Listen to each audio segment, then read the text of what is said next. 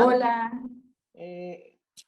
Es un gusto que nos acompañes esta noche con este tema tan interesante de la psico-oncología paliativa. Vamos a conocer un poquito más de todo eso. Se ha hecho una extensiva invitación para el público en general, además de los miembros del colegio. Entonces esperamos poder pues disfrutar esta hora con tu ponencia y compartir después con algunos anuncios por parte del colegio que nos dará el licenciado Juan Carlos Lorenzana. Muchísimas gracias por tu asistencia, por tu participación y tu donación generosa a esta tarea de formación del psicólogo. Muy amable. Muchísimas gracias infinitas, ¿no?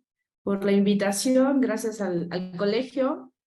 Y pues es un gusto para mí saludarles desde la ciudad de Oaxaca de Juárez, ¿no? Y un abrazo enorme de la Verde Antequera para Tamaulipas. Entonces, estamos. Bueno, pues a continuación les voy a dar una breve reseña curricular de la maestra María del Rosario Cruz López. Ella es encargada de los servicios de cuidados paliativos del Centro de Oncología y Radioterapia de Oaxaca. Es psicología por la Universidad Regional del Sureste, maestra de familia también de Chihuahua, diplomada en psicología clínica por la Universidad Autónoma de Guadalajara y también diplomada en tanatología por el Instituto Mexicano de Tanatología. Tiene un entrenamiento en grupos para el manejo de duelo por el IPIR de España y psico-oncopaliativista de la red oncopaliativa INCAM Latinoamérica. Es miembro de la Asociación Mexicana para el Estudio de la Psico-Oncología INCAN.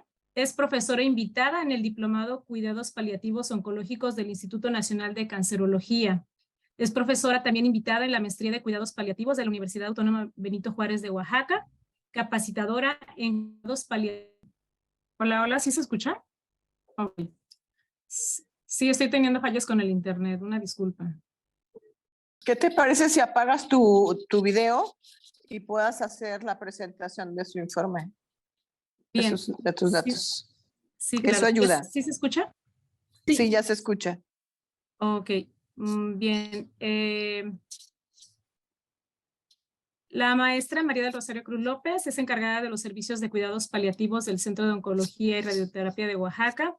Es licenciada en psicología por la Universidad Regional del Sureste, maestra en psicoterapia familiar sistémica por el Instituto Regional de la Familia de Chihuahua. También es doctorante en psicoterapia de pareja por el Instituto Regional de la Familia de Chihuahua. Diplomada en psicología clínica por la Universidad Autónoma de Guadalajara. Diplomada en tanatología por el Instituto Mexicano de Tanatología.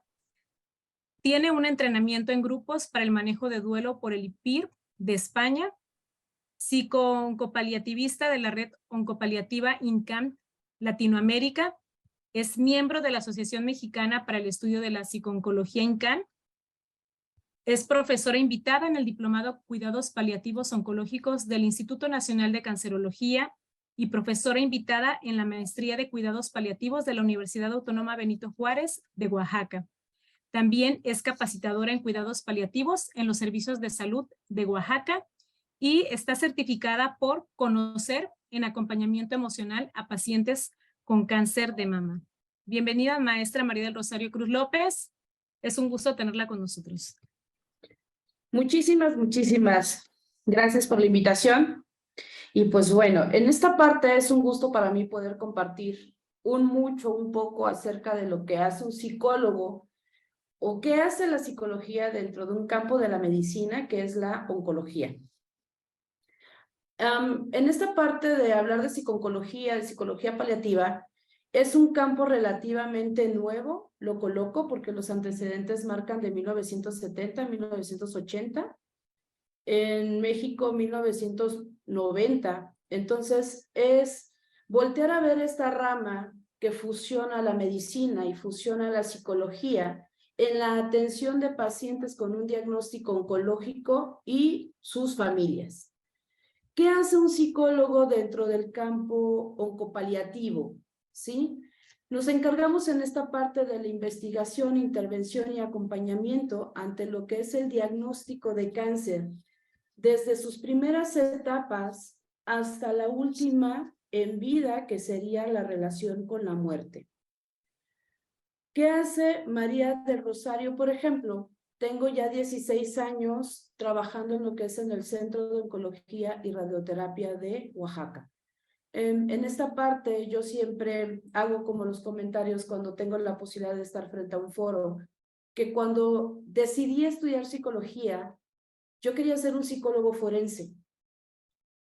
Y por azares de la vida y el destino, los astros, Dios, todo lo que podamos creer, se me da la oportunidad en el 2007 de formar parte del equipo de servicios de salud, del oncológico, y digo que sí. Cuando me entrevistan, me preguntan que qué sé del cáncer, y yo recuerdo haber contestado que lo único que sé del cáncer es lo que decía en ese momento el periódico o el TV Notas, ¿no? Haciendo referencia como al horóscopo, pero que no estaba familiarizada con la patología oncológica y que en ese momento tenía la fortuna de no haber tenido ningún familiar o amistad con un diagnóstico oncológico. Lo veía muy lejano a mí. Dentro de todo este proceso o con los años, conforme vamos familiarizándonos en el mundo actual, la patología oncológica o el diagnóstico oncológico cada vez es más frecuente. Cada vez cada uno de nosotros vamos a convivir con la enfermedad, vamos a escuchar que algún conocido tiene un diagnóstico oncológico, o probablemente que alguien de nosotros, o probablemente alguien de nuestras familias con algún diagnóstico oncológico. De ahí es durante todo este tiempo me fui interesando, y heme aquí 16 años después.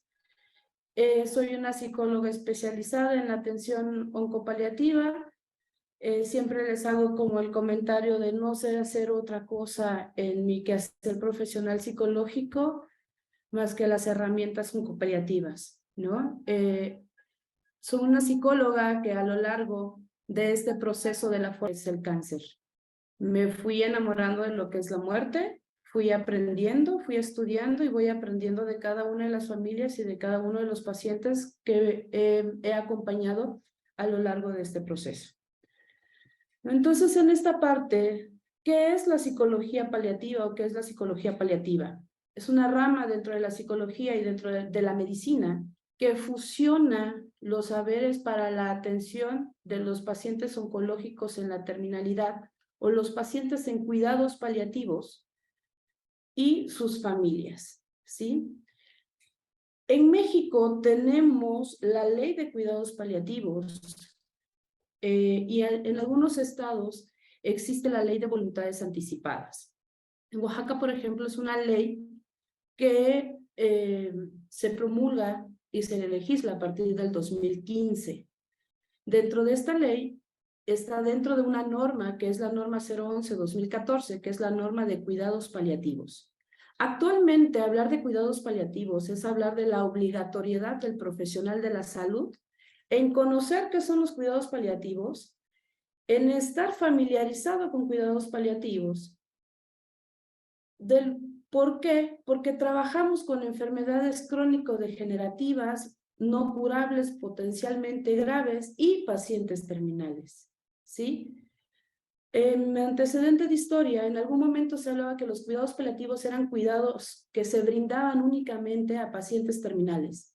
Actualmente es hablar de enfermedades no curables, enfermedades graves y enfermedades potencialmente mortales y pacientes terminales. Con anterioridad era hablar únicamente del paciente y actualmente hablamos de la familia, el paciente, y hablamos de una figura dentro de las familias que es el cuidador primario. Y entonces también hablamos de cómo nos vamos los psicólogos posicionando en un campo dentro de la medicina muy significativo como es la oncología, ¿sí? Me permito compartir pantalla con ustedes. ¿Te logra ver? Sí, perfecto. Ok. Entonces, la psicología paliativa es aquella que se encargará de la evaluación e intervención específica con el objetivo de facilitar el manejo de las reacciones psicológicas que dificultan el proceso de adaptación del paciente ante un diagnóstico. Todas estas reacciones o todos estos factores que se van sumando, que van a dificultar la adherencia al tratamiento. Dentro de la psicología paliativa, nosotros vamos a trabajar, si bien con un pronóstico que no es favorable ante la curación o un diagnóstico donde ya no existen posibilidades de curación, trabajamos con un pronóstico que va a ir encaminado a lo que es la evaluación de calidad de vida y la evaluación de dignidad de vida y dignidad de muerte. Calidad de muerte también. Vamos trabajando con estos dos conceptos dentro de la psicología paliativa. El psicólogo en el campo oncopaliativo se convierte en un eslabón muy importante porque está relacionado con este tema de la comunicación. Nosotros, o el área de psicología, la función principal o una de las funciones principales dentro del campo oncopaliativo o el campo paliativo es hacer puente entre lo que es la esfera familiar y lo que es el equipo médico. En esta parte, nosotros vamos a ir brindando también herramientas para lo que es la comunicación, que va a facilitar la adaptación ante la noticia, que es de un diagnóstico que ya no es curable. Y entonces, dentro de la psicología oncopaliativa, se trabaja con algo que es la tríada terapéutica, que es el equipo de salud, el equipo médico, donde está insertado la psicología, donde estamos insertados como psicólogos y psicólogas, el paciente y la familia. Nosotros tenemos que cuidar mucho cómo se da el pase de información, cómo se está atendiendo, cómo se está acompañando, es algo muy importante. Dentro de la psicología paliativa, por ejemplo, no únicamente nos vamos a enfocar como psicólogos o psicólogas dentro del equipo al paciente y a la familia, sino que también nos volvemos vigilantes de cómo el equipo o qué reacciones está teniendo el equipo ante el pronóstico del diagnóstico. Entonces, en esta parte, por ejemplo, hacemos lo que es la evaluación y que va a tener que ver como referencia y muy importante, contemplar la edad de la persona enferma o de la persona con el diagnóstico, el sexo, el rol o el papel que ocupa en la familia y la red de apoyo social y familiar, la fase del ciclo de vida en el que se encuentra la familia, los patrones de comunicación y los factores psicosociales. Por ejemplo, dentro de los factores psicosociales o los factores contextuales dentro de lo que sería Oaxaca o dentro de lo que sería mi estado, nosotros trabajamos con más de 570 municipios, con 16 lenguas indígenas, con el estado está dividido en 8 regiones y cada lengua indígena de estas 16 tiene sus variantes.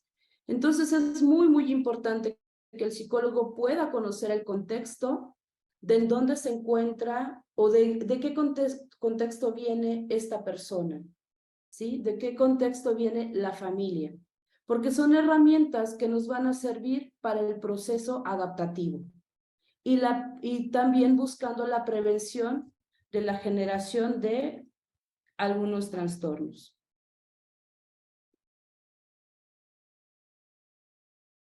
Vamos a trabajar con algo muy importante que son las necesidades relacionales. Dentro de la psicología paliativa, en esta parte debemos garantizar la seguridad, la protección, la validación, la autodefinición de la persona que está relacionada con la identidad. Es muy importante que dentro de la psicología paliativa nosotros podamos ver que la persona tiene un nombre, tiene una cultura, tiene un contexto, tiene una familia, que la persona es persona. Dentro de la psicología paliativa no es un diagnóstico, no hablamos de un pronóstico, no hablamos de un número de expediente, de un número de cama, hablamos de la persona. Y dentro del diagnóstico terminal o del diagnóstico en esta cuestión paliativa, es muy importante voltear a ver quién es la persona, qué necesita la persona. La reciprocidad, el poder tener la parte del poder expresar el miedo y la vulnerabilidad y la iniciativa. Esta parte tiende a ser algo muy, muy importante dentro del propio proceso cuando se da la noticia del nuevo diagnóstico o del nuevo pronóstico. Dentro de la psicología paliativa, como psicólogos, vamos a trabajar en dos dimensiones psicológicas. Una de ellas, ¿qué hice acá? Perdón, ahí está. Una de ellas es esta parte de lo que sería la parte psicosocial, que es trabajar y es el poder manejar la respuesta emocional de pacientes, de familias y personas encargadas del cuidado en las diferentes etapas de la enfermedad. Y la otra es la parte psicobiológica, que es centrada en los factores psicológicos de comportamiento y aspectos sociales que pudieran influir en la morbilidad y mortalidad de los pacientes con cáncer, ¿sí? Dentro del campo oncopaliativo, el psicólogo trabaja en estas dos dimensiones y es algo muy, muy importante no perder de vista las dimensiones de acción. Dentro de las intervenciones, trabajamos con intervenciones de un proceso educativo y la parte informativa desde el modelo psicoeducativo. Se trabajan con intervenciones conductuales y con intervenciones individuales. Intervenciones familiares, intervenciones de pareja. Es muy, muy importante intervención grupal. Es muy importante que nosotros podamos, por ejemplo, en un primer momento, poder psicoeducar, poder informar a estos pacientes, a estas personas y a sus familias qué es el cáncer, qué son los tratamientos, con la finalidad de desmitificar, quitar estos mitos que están alrededor de lo que es el diagnóstico oncológico y de estos mitos también que están alrededor de lo que es los tratamientos oncológicos. Es también buscar quitar el estigma de la enfermedad o todo lo que se dice a nivel de cultura del cáncer. Casi siempre cuando una persona es informada que es portadora de un diagnóstico oncológico, esta información o este diagnóstico se enlaza directamente con la muerte, lo cual genera mucha angustia en la persona. Y tiene que ver mucho también por la concepción cultural, ¿sí? O por el estigma del cáncer en la cultura.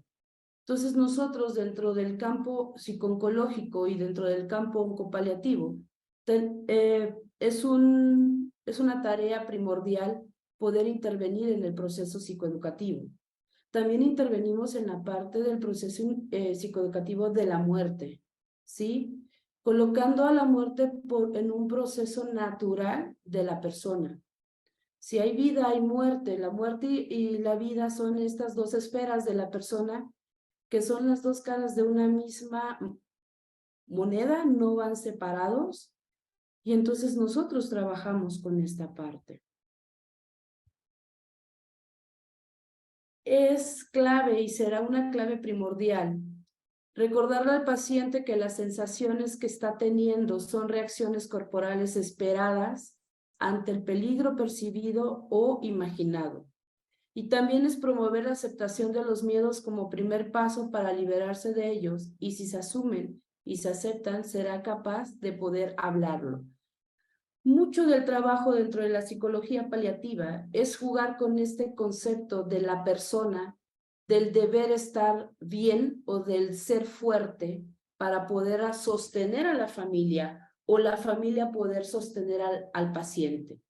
Entonces nosotros trabajamos con el silencio y es una parte muy, muy importante poder colocar puentes, poder colocar caminos para que la comunicación pueda fluir entre el equipo, entre la familia y el paciente. Hasta aquí, ¿alguna pregunta, alguna duda?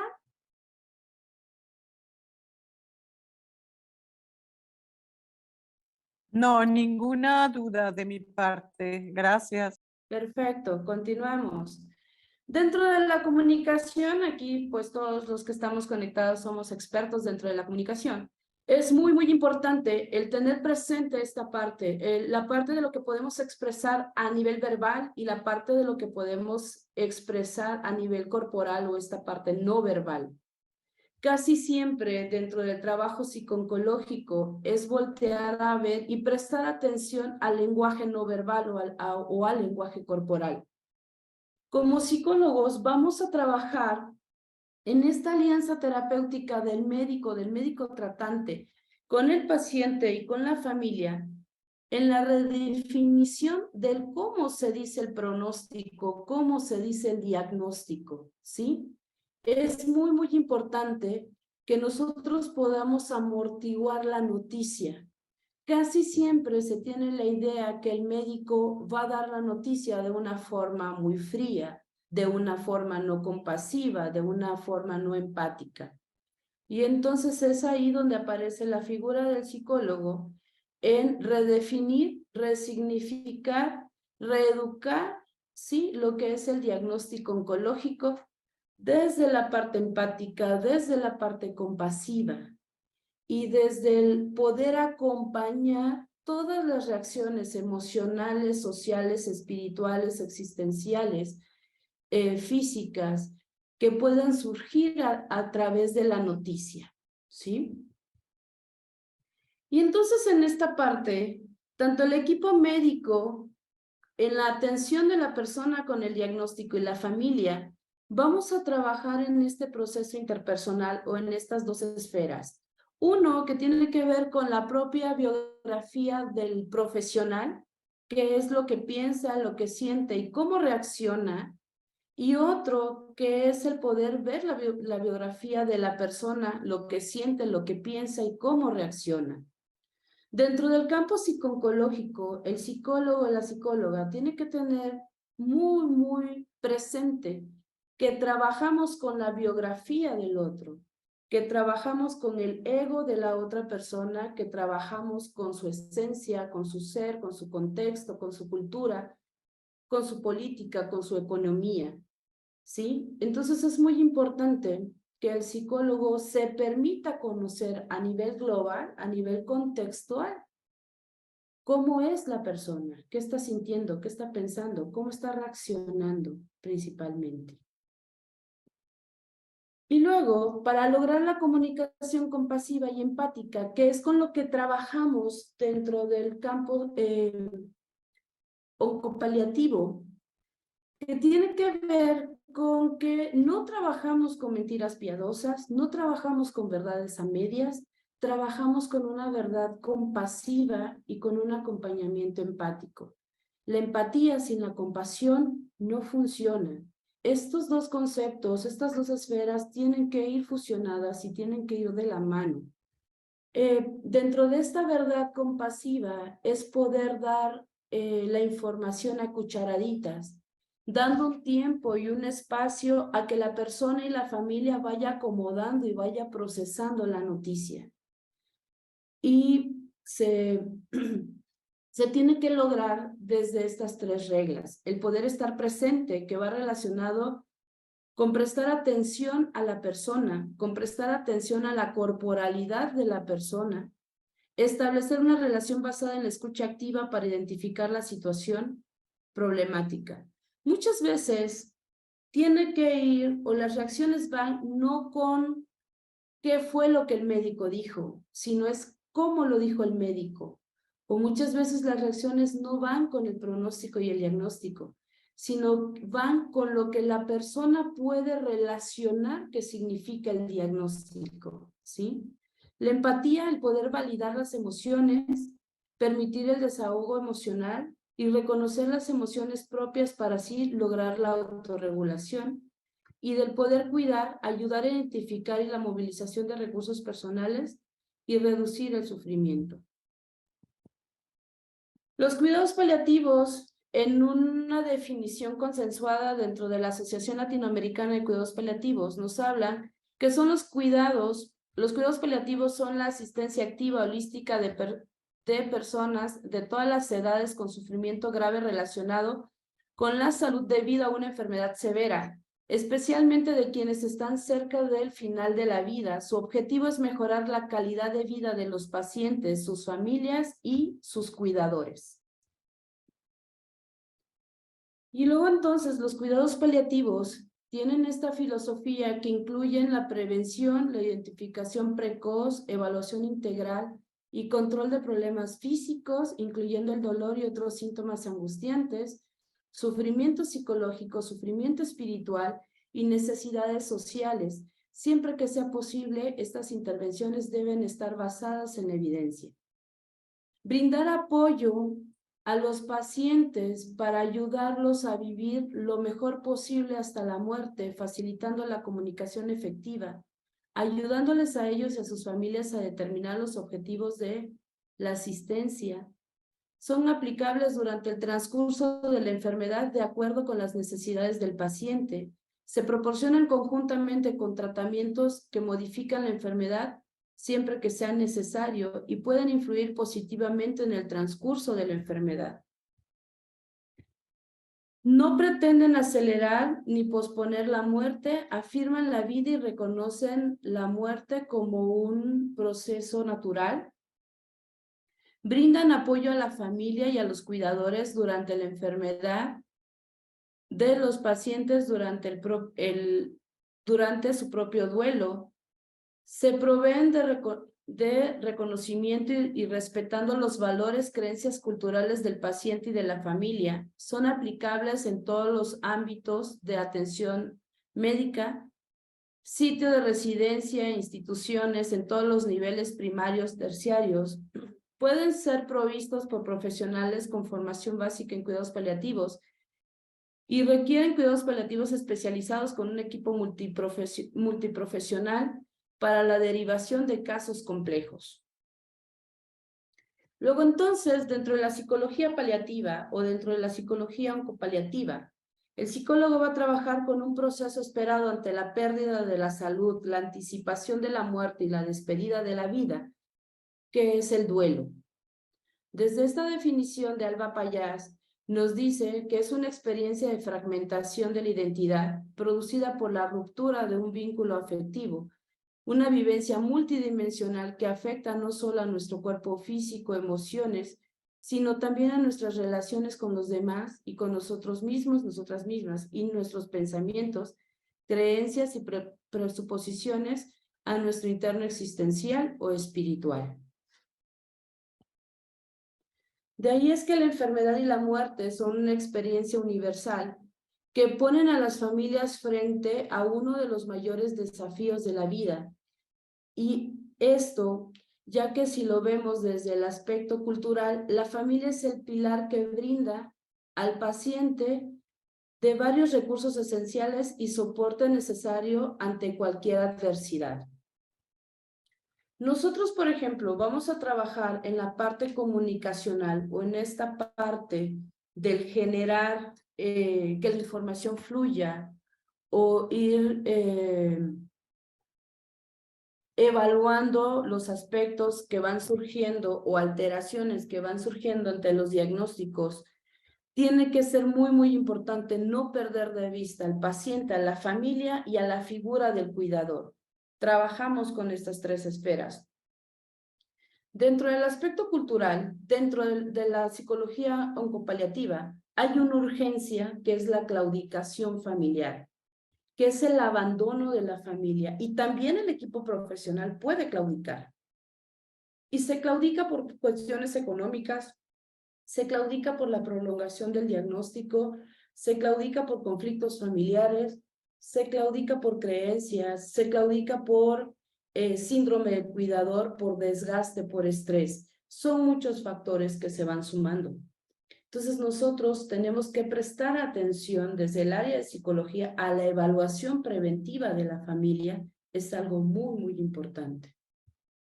Y entonces, la claudicación familiar tiene que ver con este deseo del no informo por estos 7 puntos. Es por el deseo de proteger al enfermo del impacto emocional de la información y evitar el sufrimiento innecesario, ¿sí? La familia muchas veces puede decir no informamos. El médico puede decir no informamos para que no se nos ponga triste, para que no se nos deprima, ¿sí? Y tendemos a ocultar información. Por la necesidad de autoprotección tanto de los profesionales como familiares, por la dificultad de enfrentarse a las reacciones emocionales del paciente y su manejo. Muchas veces, desde el área médica, podemos hasta cierto punto no tener herramientas o no saber cómo hacer frente o poder afrontar lo que son las reacciones emocionales de la persona con el diagnóstico, ¿sí? Entonces, esta parte tiende a ser algo muy, muy importante también, porque como psicólogos dentro del campo oncopaliativo es generar herramientas para que el médico, para que la enfermera, el trabajo social puedan permear la información y puedan también ellos brindar contención ante las reacciones emocionales que este paciente y que esta familia puedan presentar. Dificultad de los profesionales para transmitir este tipo de información ligado con la falta de formación específica sobre el tema. Es muy difícil poder hablar de la muerte, ¿sí? En nuestro país y principalmente en mi estado, hay una fecha en el año en donde jugamos con ella, bromeamos con ella, la tenemos muy presente y es en temporada de muertos. 31, 1 y 2, 31 de octubre, 1 y 2 de noviembre. De ahí en fuera, no volvemos a tocar el tema, se vuelve un tabú, no la nombres, porque pareciera que la creencia es que si la nombro aparece, se hace presente, ¿sí? Negamos su existencia. Dificultad para establecer pronósticos precisos también. Esto va relacionado muchas veces con esta pregunta que hacemos, ¿cuánto tiempo nos queda? ¿O cuánto tiempo le queda? No hay un tiempo, ¿sí? Aquí muchas veces es por eso que dentro de la esfera biopsicosocial, espiritual, existencial, hacemos el manejo de la creencia desde la religiosidad. Entonces, una pregunta muy, muy importante es, desde su religión, ¿qué se dice de la muerte? Desde su creencia cultural, ¿qué se dice de la muerte? Y casi siempre todas las familias o los pacientes concluyen con decirte que es Dios quien decide cómo, cuándo y dónde. Entonces, en esa parte, por ejemplo, se quita la temporalidad, ¿sí? El sentido de fracaso que supone para el médico aceptar que no existe posibilidad terapéutica curativa para el paciente. Este discurso del no hay nada que hacer o esta frase de estar desahuciado son dos frases que no son nada compasivas y nada empáticas, ¿sí? A nivel curativo o la terapéutica curativa, bien, ya no hay nada que hacer, pero de ahí aparecen los cuidados paliativos y hay mucho que hacer. Es un abanico universal que ofrecerle al paciente y a la familia hasta el momento de la muerte. Muchísimo que hacer. Y después de la muerte, como psicólogos en el campo paliativo, continuamos trabajando en el proceso de duelo por la pérdida, ¿sí? Durante la enfermedad trabajamos con la anticipación de la muerte del ser querido y con la persona con el diagnóstico trabajamos con la despedida de la vida. Una vez fallece la persona, trabajamos con el proceso de la pérdida del ser querido, de la aparición de muerte. El tema tabú de la muerte en algunas sociedades que condiciona una dificultad añadida para hablar temas de final de vida. Y algunas creencias generalizadas como decir la verdad deja al paciente sin esperanza. Nosotros trabajamos con la esperanza compasiva, con esta asome, desde este teórico Warden, desde el duelo, que es el asome a la realidad, y desde citando a Neymeyer, la reconstrucción, ¿sí? de mi realidad. ¿Vale?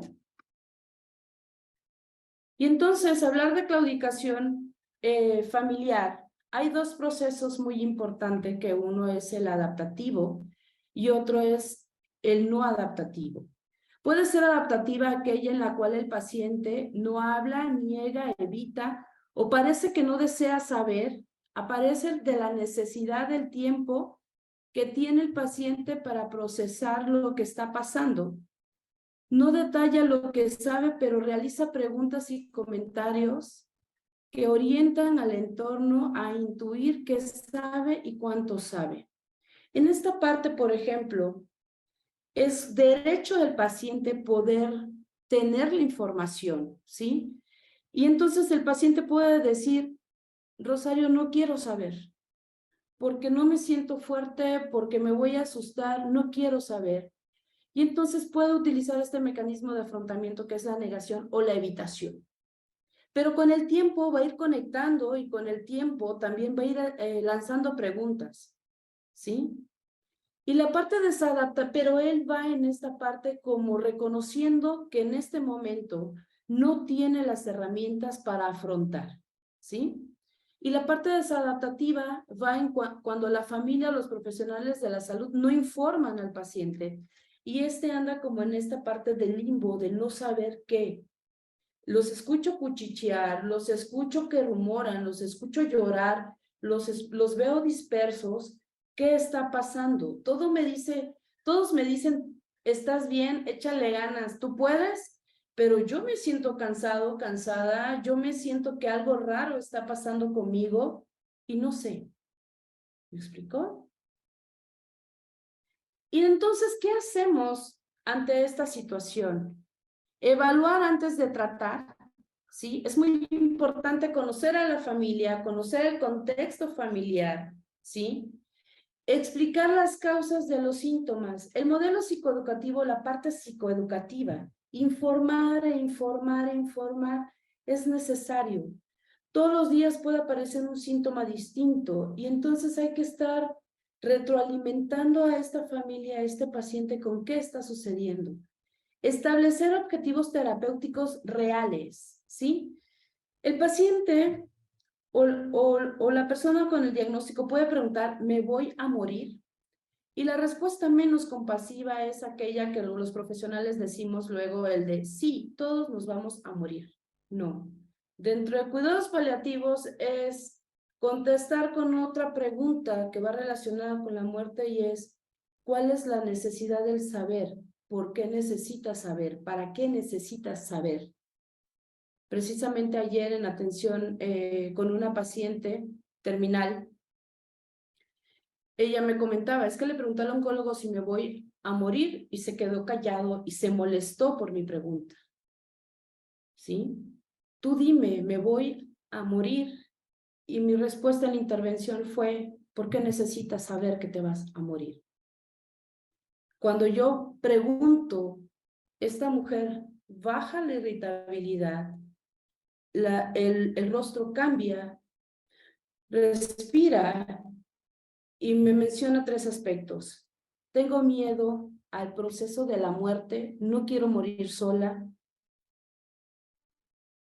no quiero morir con dolor y no quiero morir en la hospitalización. Dentro de su proceso de muerte es, no quiero morir sola, no quiero morir en el hospital y no quiero morir con dolor.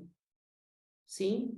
Ante estos 3 aspectos, Rosario tiene respuestas.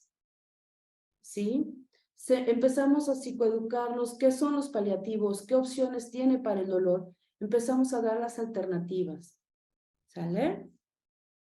Atención a los detalles. Esta pregunta tiene muchos detalles y yo siempre les invito a los profesionales que esa pregunta que el paciente te haga, la respondas con otra pregunta y es esa, ¿para qué necesitas saber? Y vamos a tener detalles, vamos a tener respuestas donde nosotros podemos actuar, ¿sí? Y es esta parte, es una revisión exhaustiva, es hablar, es estar en contacto. Una regla muy importante entre cuidados paliativos es que no los dejamos solos. sí un psicólogo paliativista necesita tener disposición y disponibilidad.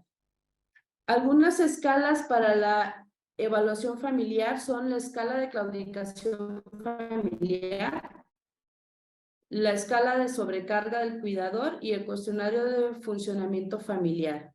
Nosotros podemos aplicar estas escalas ante la entrevista, podemos hacer una evaluación y también de ahí es ir diseñando una forma o un plan de actuación. Y entonces, ¿qué hacemos con la validación? ¿Sí? Con estas emociones o con todo lo que nos plantean los pacientes o las familias. Y trabajamos en estos 6 pasos. Identificar la emoción ante la noticia, ¿sí? ¿Qué sentimientos le provoca esta noticia?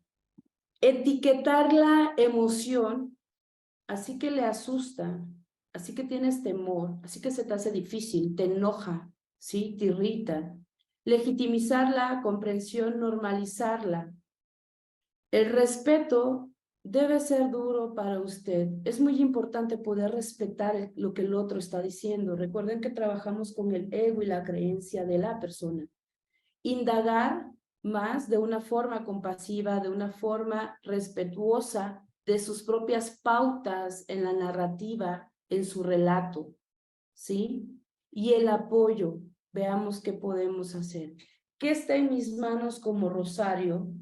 ¿Qué está dentro de mi institución? ¿Qué está dentro de mi rol de psicóloga poder hacer? ¿Sí? Y siempre debemos de dar opciones de qué podemos hacer. Para ir cerrando el compartir con ustedes el día de hoy, es un texto de Cecil Saunders, que es la madre de los cuidados paliativos, y es: usted importa por lo que usted es, usted importa hasta en el último momento de nuestra vida, y haremos todo lo que esté a nuestro alcance, no solo para que muera de manera pacífica, sino también para que lo haga mientras viva, lo haga con dignidad. Muchísimas gracias por compartir. ¿Alguna pregunta, alguna duda?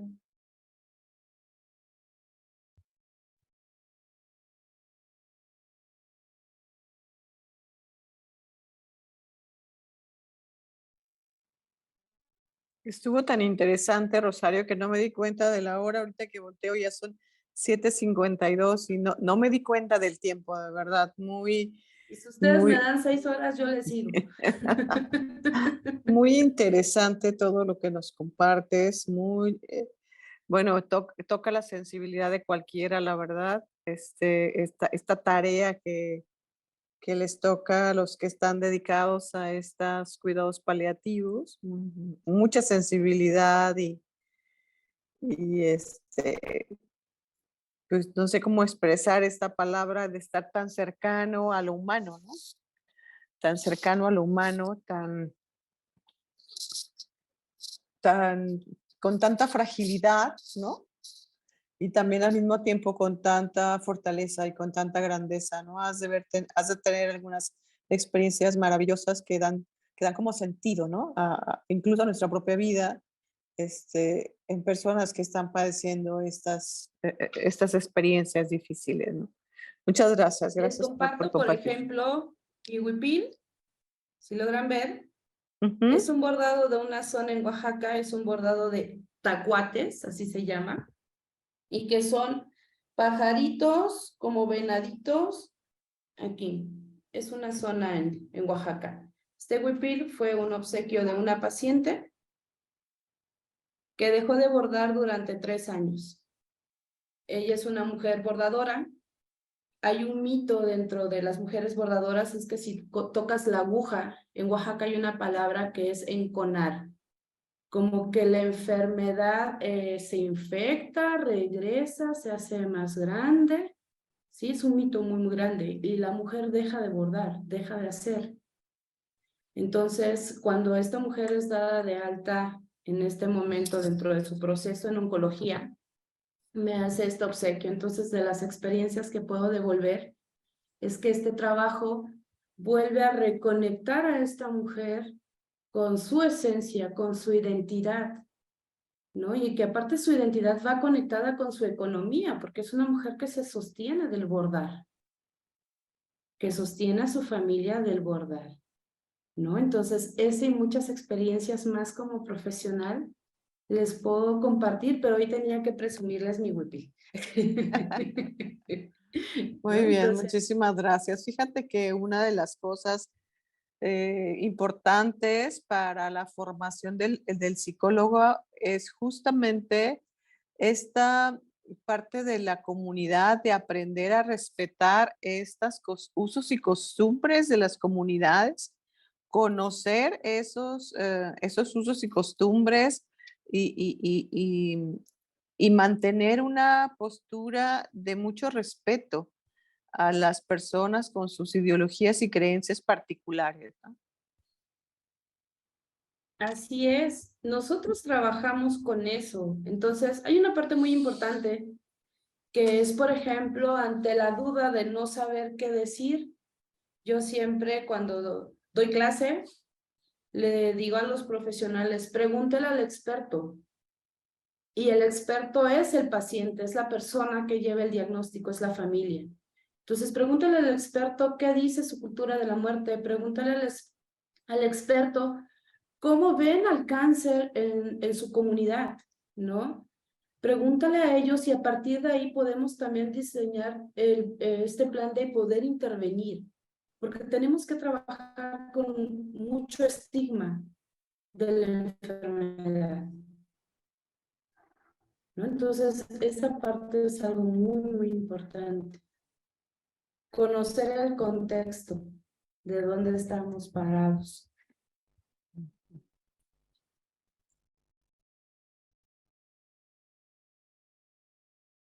Yo tenía una pregunta con respecto a que llegabas a mencionar que, bueno, con los familiares, en algún momento ellos no quieren dar a conocer el diagnóstico o el pronóstico de la intervención.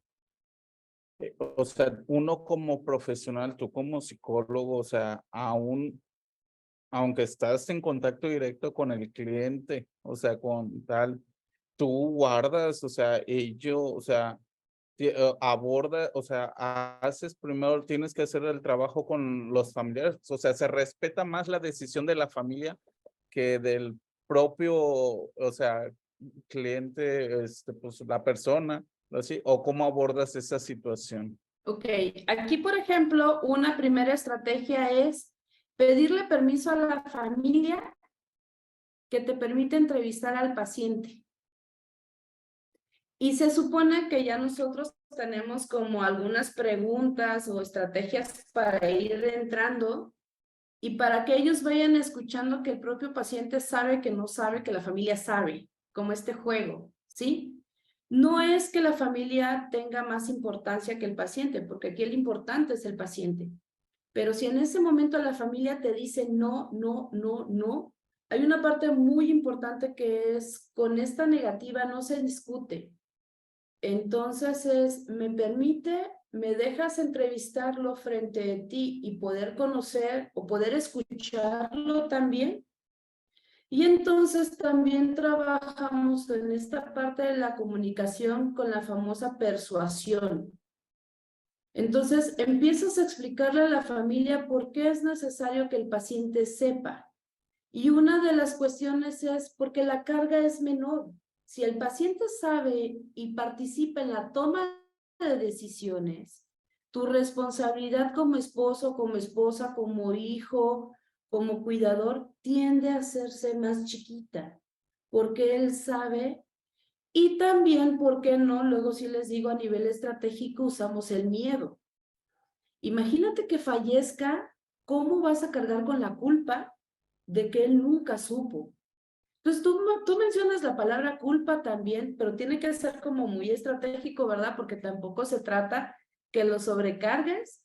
En ese momento la familia te dice, pero usted va a estar con nosotros para decirle, usted le dice, no, pero yo te digo cómo. Mira, ven, podemos hacer un ABC de esta forma y tú le dices y yo estoy. ¿Lo hacemos? Va.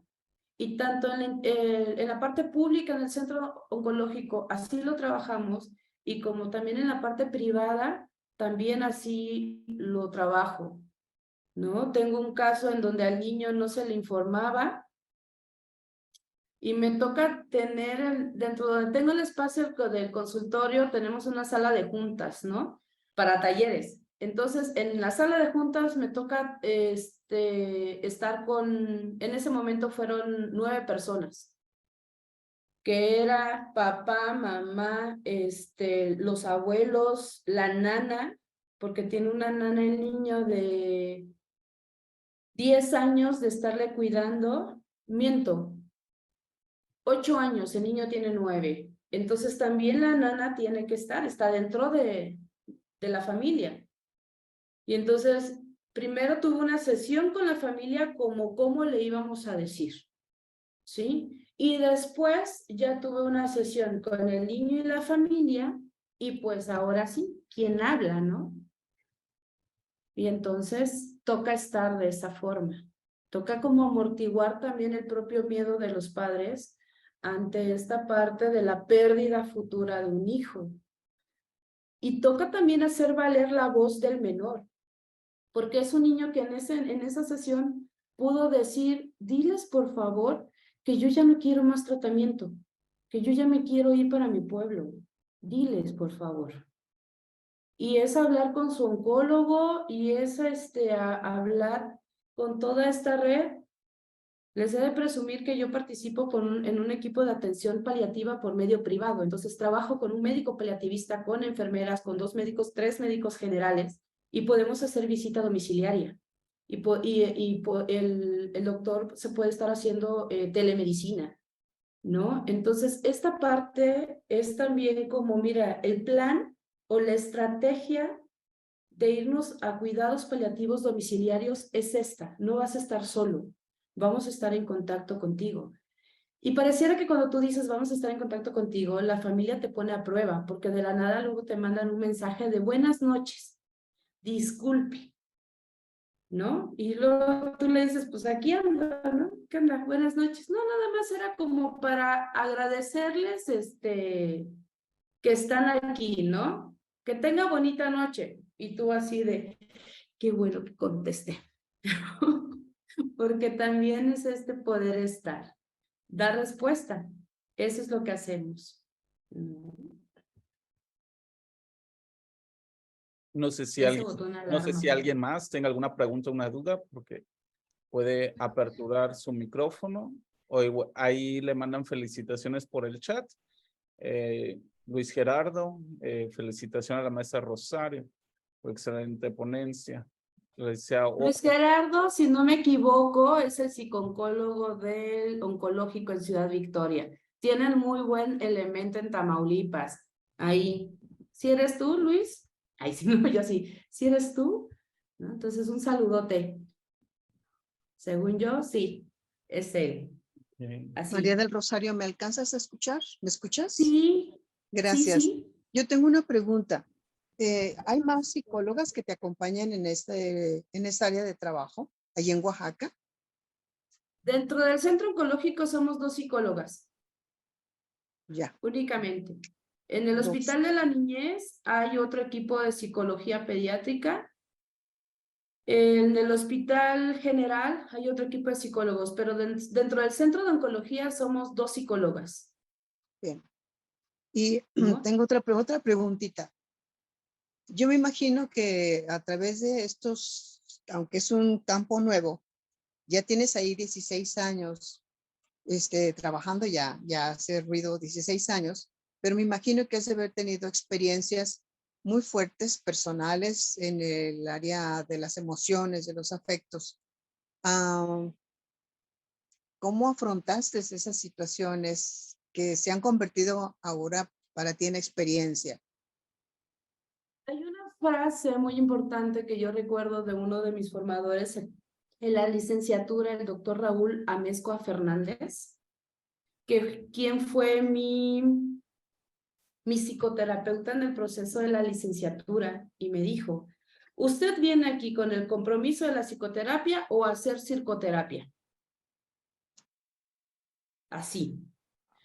Y yo recuerdo haber respirado y le dije, yo creo que con el compromiso, usted dígame, ¿no? Así. Esa parte o esa frase me resuena desde hace más de, si hago cuentas, creo que ya son 20 años, 19 años de la licenciatura, y no he dejado el proceso psicoterapéutico, ¿no? Tengo mi proceso psicoterapéutico así como el de le marco al terapeuta y le digo, oye, crisis, opción de conectarte, me dice, sí, por eso te estoy hablando que estoy en crisis. Tengo un buen grupo de amigas y amigos de contención. Tengo la cocina, disfruto cocinar. Y cuando Rosario está triste, cuando Rosario está enojada, cocina, soy latita de agua para chocolate, pues. Usted póngame, yo le puedo armar el banquete, ¿no? Es mi refugio. Procuro, por ejemplo, fines de semana, si bien estoy en la consulta privada, pero sí desconectarme e irme a caminar. Mi ciudad es una ciudad que se camina todavía, que hay uno que otro museo o irme a desayunar a algún pueblo cercano. Disfruto de esas partes. ¿Qué más? Soy una mujer que cuando está en crisis dentro de lo que sucede con un paciente, se enconcha, y a lo largo de este proceso comprendí esta metáfora de no puedes sacar a una tortuga del caparazón sin lastimarla. Entonces, mi concha me ayuda al proceso. Entonces, en esta parte valido. Y como experiencia personal, lo puedo decir frente a ustedes, ya van a ser 2 meses más o menos, que perdí a uno de mis tíos favoritos, el de los Consel, con un diagnóstico oncológico, y me toca ser parte de su equipo de cuidados paliativos. En este plan que a nivel profesional, pues no hay otra que tenga las licencias de Rosario, dicen, ¿no? Que está en el oncológico, pues soy yo. Y la que trabaja en un equipo de forma multidisciplinar a nivel privado en la atención paliativa, pues soy yo. Y entonces yo le pedía mucho al médico con el que trabajo, le digo, recuérdame que atrás de la raya. Pero muchas veces el propio médico me decía, pues te toca, ¿no? Aquí estamos nosotros. Bien, Y bien. a experiencias más años, pues también me tocó ser la psicóloga de mi abuela, ¿no? Entonces, de ahí era que cuando en la introducción yo les decía que me fui enamorando de la muerte y del dolor. O sea, la muerte, a partir de la propia experiencia o de la experiencia personal, veo a la muerte como acompañarme a diario. No puedo huir porque pues estoy con ella, ¿no? Pero es esta parte como, aquí estoy. Entonces, en experiencia, en lo personal que hago, es eso. Tiene 1 año que tengo un perrito conmigo y que también me hacen burla porque dicen la tanatóloga y el xolo. No, mi perrito es un xolo y aquí anda enfrente del escritorio. Entonces, es esa parte. Los amigos, disfruto del vino y el mezcal. Ser psicóloga y psicóloga paliativa, cuando tú dices que eres psicólogo, te dicen, oye, ¿qué hago con el berrinche? En una comida. Pero cuando dices que eres un psicólogo paliativo, que trabaja con la muerte y con el cáncer, y te dicen, ay, no, Dios todo libre, yo puedo comer. Nadie te molesta. O sea, nadie quiere un psicólogo paliativo en su vida. Quieren un psicólogo que sepa manejar berrinches, ejemplo, pero no alguien que se relacione con la muerte. Entonces esa parte da un respiro a la profesional de Rosario, ¿no? Muchas gracias, María del Rosario. Mucha riqueza en tu vida y experiencia. Yo realmente estoy impresionada de tu trabajo. Y Aquí pues estamos. el xolo. El xolo. Se llama Estás Shunko. muy bien acompañada. Eso sí, muy bien aquí se quedó acompañada. conmigo. Gracias. Felicidades, María del Rosario. Gracias. Hola, Rosario. Hola. Soy Leti Martínez. Leti, ya te Y encontré aquí. ya me encontraste. Usted y yo nos conocemos hace años, ¿A ¿sí, poco? verdad? ¿Sí? ¿O no? Pues no ¿En sé. el ICE? ¿En dónde? ¿En el ICES? En el ICES. Yo creo que sí. Sí, Yo he andado ICES. por ahí alguna vez. ¿Alguna Pero vez mira, por ahí? pues felicitarte por lo que nos compartiste, muy conciso, muy puntual, muy interesante, pero mi comentario viene al caso por esto último que dijiste, de nadie quiere un psicólogo cerca. A mí me da un poco de preocupación cómo nos hemos alejado de los procesos más naturales, que son el nacer y el morir. Es que digo, ¿por qué nos hemos alejado tanto? Nos hemos llenado de teorías y salvo la teoría psicoanalítica que habla de la muerte y de la destrucción, la mayoría de las teorías lo evaden. Y nos llenamos de teorías y evadimos esta parte natural de nuestra existencia, que pues, nacemos y morimos. Y la vida es pues todo lo que sucede entre esos dos eventos. Pero ahora todo se ha institucionalizado.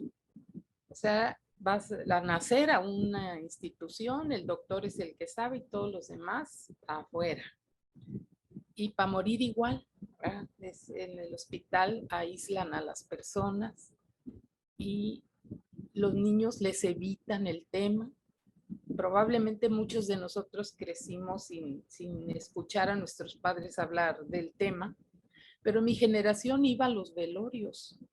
Yo me recuerdo que mi primer velorio me lo eché como a los 3, 4 años y me acuerdo que mi abuela me cargó para que yo viera a la difunta, que era una vecina muy apreciada. Y hace cosa de 2 años vi en el Estado de México a una familia que cargaba a sus niños para que se despidieran del difunto. Entonces, como en los lugares del campo están como más cercanos a los procesos que nosotros los que estamos en la ciudad, y a mí me preocupa que los que trabajamos en la psicología, pues que porque somos laborales, educativos, nos desentendamos de esos procesos, como si no se dieran en todos lados.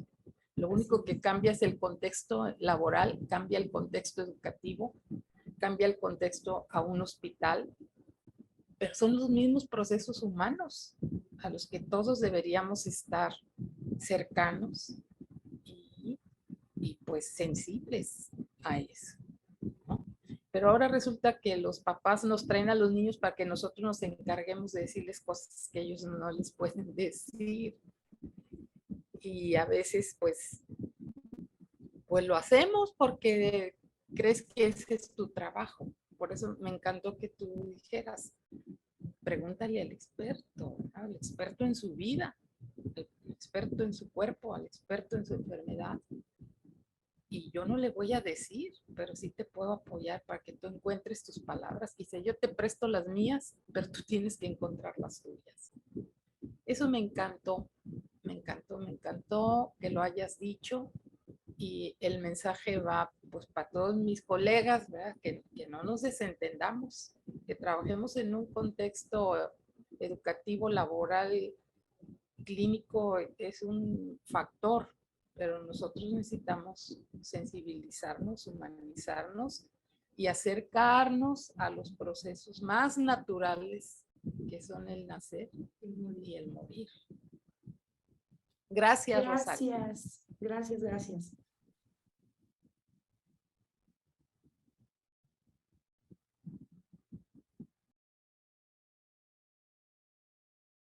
¿Alguna pregunta, un comentario?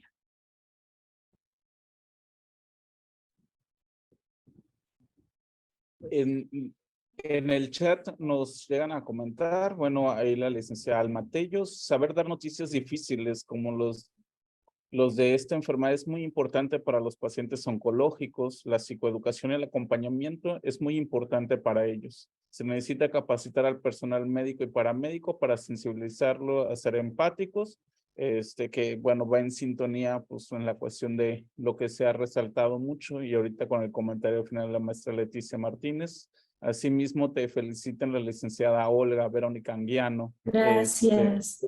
Rodrigo Reyes, Matilde Suárez, por la ponencia, la sensibilidad y el trabajo que has realizado a lo largo de todos estos años, compartir tus experiencias, Cecilia Gómez también, que pues bueno, son un marco de referencia y una invitación también a que pues estas áreas también podamos tal vez en algún momento, los estudiantes que también nos están acompañando ahí, es un área que pueda ser un área de interés, ¿no? Y que tal vez aquí muy pocos tal vez tengamos ese grado de especialización y pudiéramos aperturar esta área de actuación y de acompañamiento. Pues, Christopher Ramos, felicidades nuevamente también por este tema tan importante. Pues de antemano, Gracias. le agradecemos. No sé si alguien más tenga alguna pregunta o un comentario.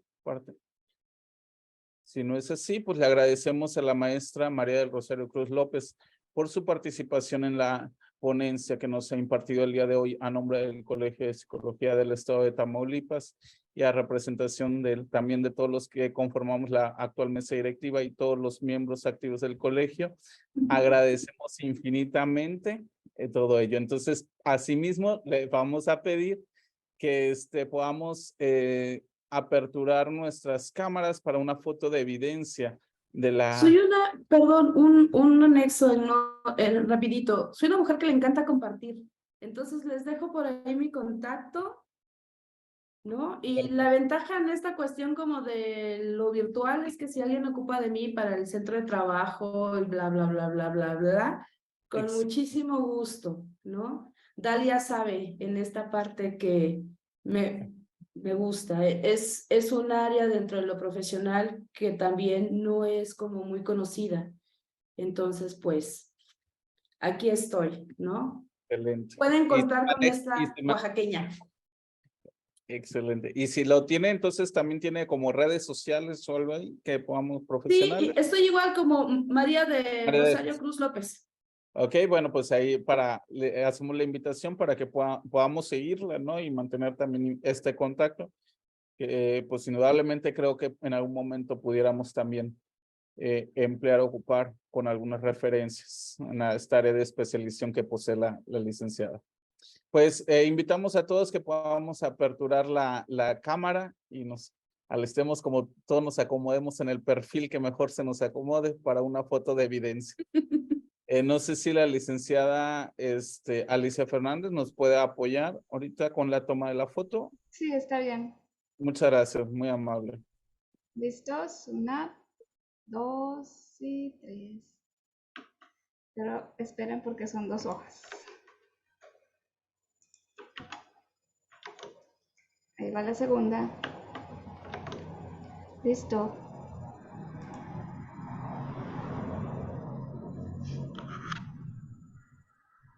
Muchas gracias, maestra. Muy amable. Y pues Muchas gracias.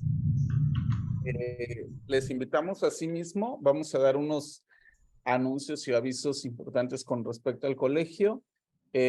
Antes que nada, quiero ceder la palabra a la licenciada Olga Santos, quien es miembro activa del colegio y nos viene a hacer una invitación.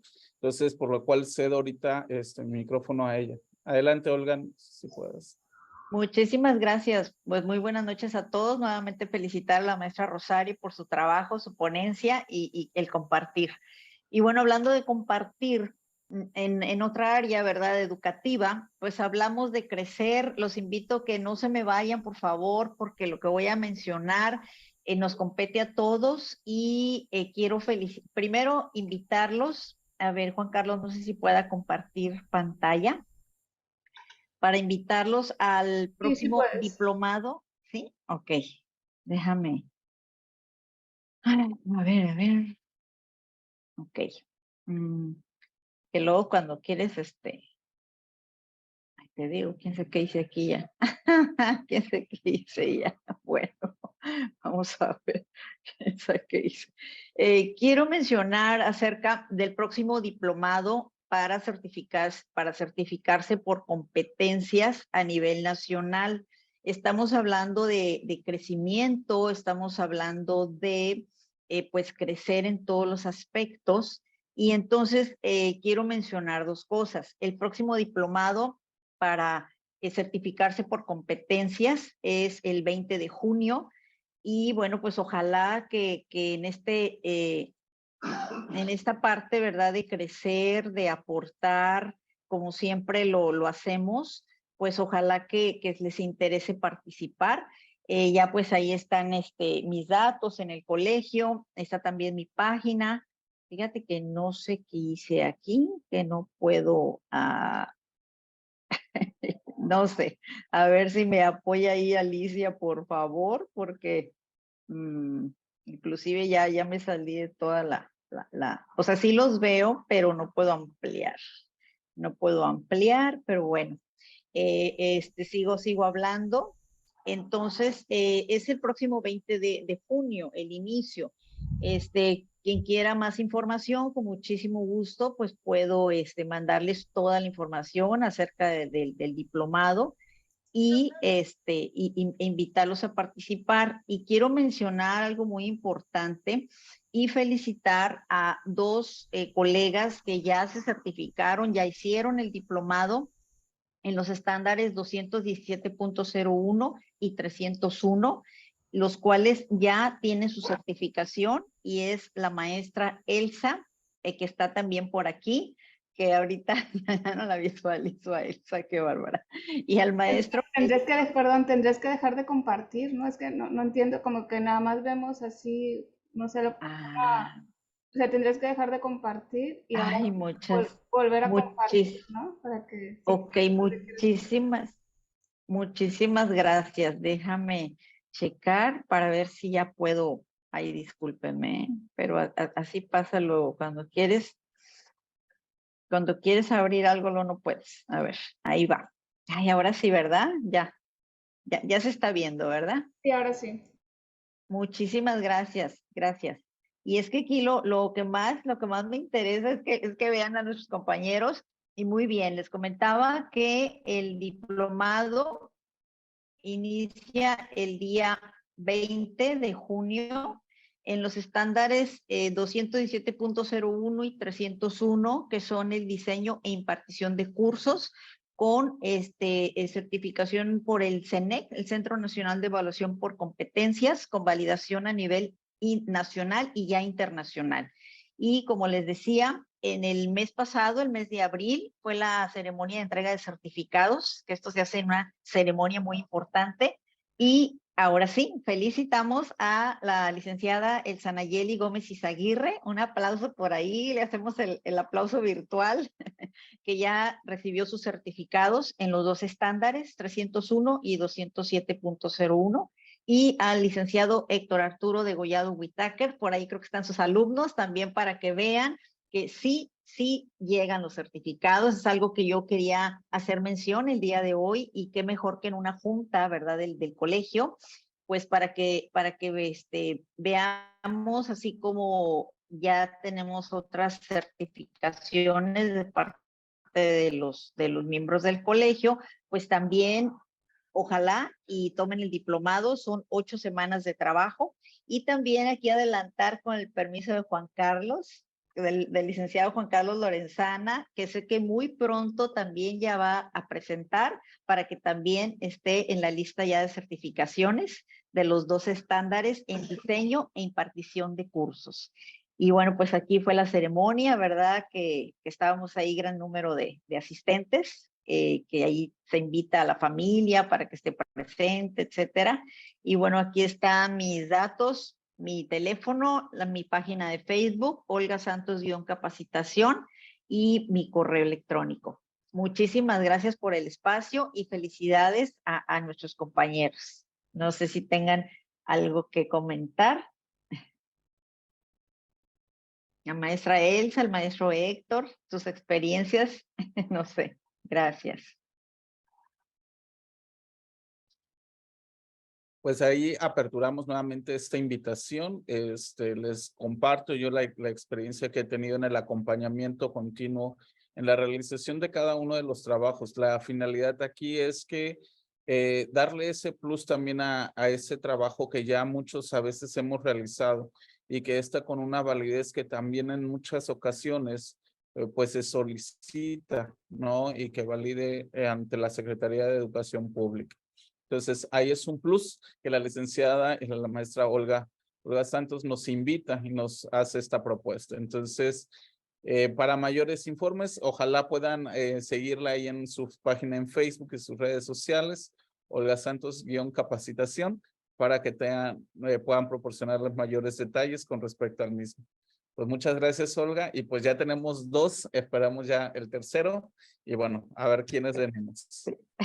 Así es, muchas gracias por el espacio y reitero la invitación y yo creo que también por medio del colegio les podemos hacer llegar también toda la información. Muchas gracias.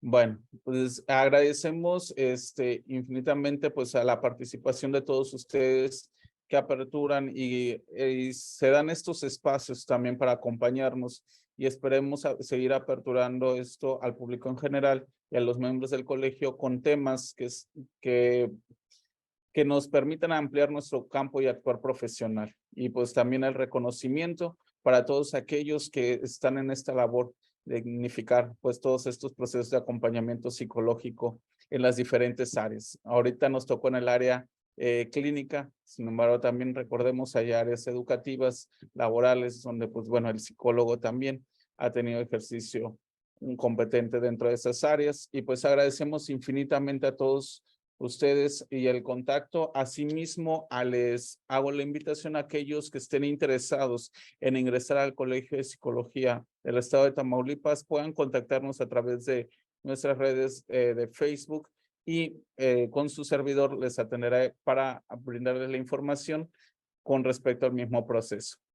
Pues agradecemos y que tengan una excelente noche y esperemos ver a los miembros activos la siguiente reunión, el próximo martes, el último martes de cada mes y cualquier cosa estamos en contacto. Muchas gracias nuevamente a la maestra María del Rosario Cruz López que nos haya otorgado estos espacios y pues estaremos en contacto posteriormente tal vez para otros temas que nos pueda compartir. Muchas gracias a todos. Muy amable. Gracias. Gracias y Bonita noche. felicidades a todos. Gracias. Muchas gracias.